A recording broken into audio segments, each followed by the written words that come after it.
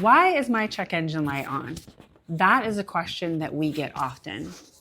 Most modern cars have anywhere from 30 to 50 computer modules on it. When we use our diagnostic equipment, we're actually plugging into your vehicle's onboard diagnostic port and then scanning the computers for codes. Depending on what code comes up will determine what tests need to be performed. When you think of a check engine light test, the easiest way to explain it is an oak tree. So the port, when we plug into it, is the trunk of the tree.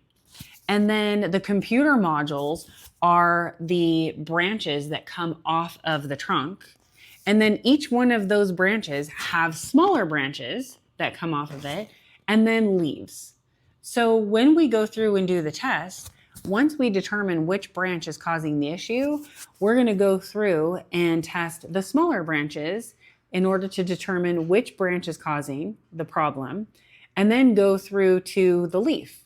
Once we determine what the issue is, then at that point we will perform the repair that's required and then clear the codes and then reevaluate. So there are multiple steps involved when it comes to check engine lights. I will say that there are times when the check engine light can come on for something as minute as a gas cap.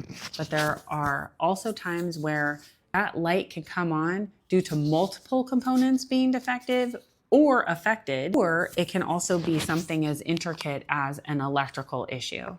My ASE-certified technicians at Wayside Garage are happy to help and make sure that your vehicle stays in great shape and keeps you safe on the road.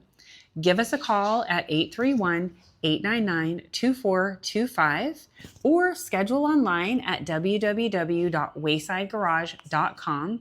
If you're watching us on YouTube, make sure you like and subscribe to our channel for more tech tips.